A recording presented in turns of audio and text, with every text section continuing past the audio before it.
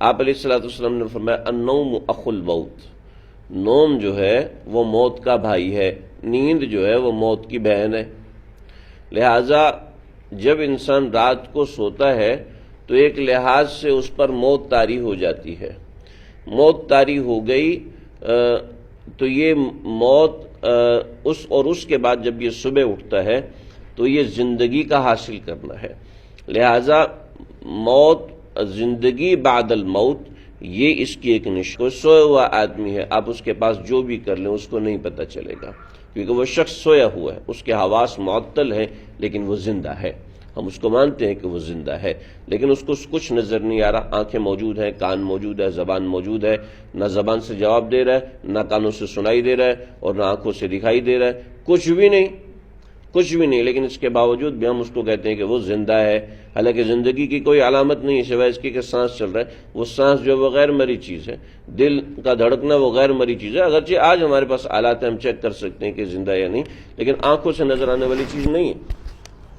لہٰذا اتنی سی بات سمجھ لیں کہ نیند جو ہے وہ موت کا بھائی ہے، نیند ہے یہ موت کی بہن ہے۔ کسی نے موت کا بھائی کہا، کسی نے بہن، ایک ہی بات ہے۔ تو جو اس کے بعد جب صبح اٹھنا ہے تو یہ جاگنا، حدیث میں آتا ہے، باقاعدہ روایتوں میں تفصیل کے ساتھ موجود ہے، جب انسان سوتا ہے تو اس کے جسم سے اس کی روح نکل جاتی ہے، اور روح انسان کی وہ اتنی طاقت رکھتی ہے کہ اس میں اتنی رفتار ہے کہ وہ 1 سیکنڈ کے ہزارویں حصے سے دنیا کے اندر گھوم سکتی ہے۔ 1 سیکنڈ کے ہزارویں حصے میں، جیسے آپ کی سوچ میں طاقت ہے، آپ کی سوچ، آپ سوچیں کہ اس وقت میں امریکہ میں گھوم، اس وقت امریکہ میں یہ، آپ کی سوچ فوراً امریکہ پہنچ جائے گی۔ تو سوچ میں جیسے طاقت ہے، اسی طریقے سے انسان کی روح میں انسان کی سوچ سے کئی گنا زیادہ طاقت ہے، اس لیے کہ سوچ کا تعلق انسان کے ساتھ ہے، روح کا تعلق اللہ کے ساتھ ہے۔ وَنَفَخْتُ فِيهِ مِن رُوحِي، اللہ نے فرمایا میں نے اپنی روح میں سے تمہارے اندر روح پھونکی ہے۔ تو روح بڑی طاقتور چیز ہے، چنانچہ اس کی رفتار اتنی تیز ہے کہ یہ 7 آسمانوں کو پار کر جاتی ہے ایک لمحے کے اندر۔ روایتوں میں آتا ہے کہ بعض مرتبہ شیطان اس کو کھینچ لیتا ہے، جب شیطان اس کو کھینچتا ہے تو اس کو بری چیزیں نظر آتی ہیں، یعنی عالم ارواح میں یا عالم علیین یا عالم سافلین میں اس کی رسائی ہو جاتی ہے، اور اس کو وہ چیزیں نظر آتی ہیں جو عام حالات میں نظر نہیں آتی، اور بعض مرتبہ اس کی رسائی اعلیٰ علیین تک ہو جاتی ہے، جہاں تک سجل للکتب ہے، جہاں تک انسان کے نامہ اعمال ہیں، تو انسان کی روح وہاں تک کی چیزیں دیکھ لیتی ہے جو عام حالات میں دوسرا انسان دیکھ نہیں پاتا۔ لیکن چونکہ اس روح کا ایک تعلق جسم کے ساتھ ہوتا ہے تو جسم کو اس کا ایک ہلکا سا سمجھ لے شعلہ نظر آتا ہے، یا اس کی کوئی بو نظر آتی ہے، یا اس کی کوئی ایسی چیز نظر آتی ہے جس کو ہم اصطلاح میں خواب کہتے ہیں، سمجھنے کے لیے ہم خواب کہتے ہیں، یہ خواب ہوتا ہے۔ تو وہ اصل میں روح کا ایک اثر ہوتا ہے، جن کا لاشعور زیادہ مضبوط ہوتا ہے اور شعور کمزور ہوتا ہے، ان کو بہت زیادہ خواب آتے ہیں۔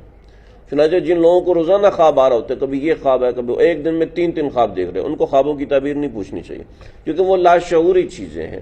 اور جن کا شعور مضبوط ہوتا ہے اور لاشعور کمزور ہوتا ہے تو ان کو خواب بہت کم آتے ہیں، لیکن ان کو جب خواب آتے ہیں تو وہ بڑے معنی خیز خواب ہوتے ہیں، بڑے اہم خواب ہوتے ہیں، وہ خالصتاً روح کے اثر پر ہوتے ہیں۔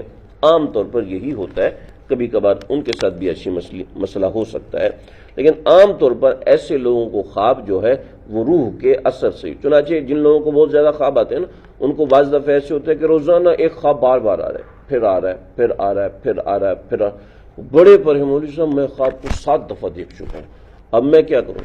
یہ خواب 7 مرتبہ دیکھیں یا 20 مرتبہ دیکھیں، وہ خواب آپ کے لاشعوری اثر کی وجہ سے آ رہے ہیں۔ جیسے انسان خارش کر رہا ہوتا ہے تو لاشعوری طور پر ٹانگ کو کھجا رہا ہوتا ہے، تو اس کا یہ مطلب نہیں ہوتا کہ یہ خارش کا مریض ہے، تو مطلب یہ اس کی عادت بری ہوگی، عادت خراب ہوگی۔ ڈاکٹر حضرات منع کرتے ہیں کہ خارش نہیں کرنا، اس کا مطلب یہ نہیں ہوتا کہ وہ خارش کے خلاف، مطلب یہ ہوتی ہے کہ یہ کرو گے تو پھر تمہارا نقصان ہوگا، تمہاری کھال کھچے گی اگرچہ تمہیں خارش ہے۔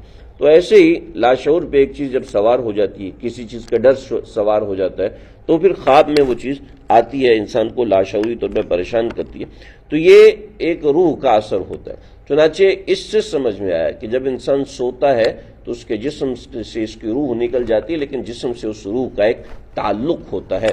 جب انسان بے ہوش ہوتا ہے تو وہ تعلق کمزور پڑ جاتا ہے. جب انسان کومے میں جاتا ہے تو وہ تعلق اور کمزور پڑ جاتا ہے. اور جب انسان مر جاتا ہے تو وہ تعلق جسم کا روح سے اور کمزور پڑتا ہے، لیکن ٹوٹتا نہیں ہے. اس کا تعلق ٹوٹتا نہیں ہے، بلکہ روح کا تعلق ایک الگ طریقے کا قائم ہو جاتا ہے. وہ تعلق برزخ میں چلا جاتا ہے، دنیا کے خطے سے نکل جاتا ہے. جب انسان سوتا ہے تو دنیا کے خطے میں سرکل میں موجود ہوتا ہے. جب بے ہوش ہوتا ہے تب بھی ہوتا ہے، جب کومے میں جاتا ہے تب بھی ہوتا ہے. دماغ میں اس کے اثرات ہوتے ہیں. MRI وغیرہ کے ذریعے سے سمجھ میں آتا ہے. عام آدمی کو سمجھ میں نہیں آتا، دل بھی دھڑک نہیں رہا، نبض بھی نظر نہیں آ رہی ہوتی، اسٹیتھوسکوپ سے بھی پتہ نہیں چل رہا ہوتا. اب MRI سے پتہ چلتا ہے کہ دماغ میں زندگی کے اثرات اور رموق باقی ہیں یا نہیں ہے. اور جب انسان مر جاتا ہے تو وہ تعلق بھی کمزور ہو جاتا ہے. انسان کو سمجھ نہیں آتا، انسان کا علم اس جگہ تک نہیں پہنچا، اور امید یہ ہے کہ پہنچ بھی نہیں سکے گا چاہے انسان کتنی ٹیکنالوجی میں ترقی کر لے. تو اب اس میں یہ ہے، اب اس میں یہاں جو روایت میں آتا ہے کہ دجال آئے گا اور وہ بھی اپنے علم کو اس حد تک نہیں لے جا سکے گا کہ انسان کو دوبارہ زندہ کر سکے، اس کے مثلی کو زندہ کرے گا. جیسے ہر انسان کے ساتھ کوئی ہمزاد ہوتا ہے، جب انسان پیدا ہوتا ہے تو اس کے ساتھ ایک فرشتہ پیدا ہوتا ہے، ایک جن پیدا ہوتا ہے. یہ جو جن ہوتا ہے اس کو ہمزاد کہتے ہیں، اور فرشتے کو فرشتہ ہی کہتے ہیں. وہ انسان کو نیک اعمال کی طرف رغبت دلاتا رہتا ہے. جب انسان سے کچھ برا ہو جاتا ہے تو اندر اندر سے اس کو ملامت کرتا ہے بھائی تو اتنا گندا ہے، تو نے یہ عمل کیوں کر لیا، فوراً توبہ کر، اللہ سے معافی مانگ. اندر ملامت کرتا ہے. لیکن جو جن ہوتا ہے وہ ایک ہمزاد کی شکل اختیار کر لیتا ہے، اور ہمزاد کی صورت میں تو دجال اسی ہمزاد کو دوبارہ لے کر آئے گا اور دکھائے گا کہ دیکھو یہ وہی شخص ہے، اس کو ایک شکل دے گا وغیرہ وغیرہ، اس طرح کی چیزیں ہوں.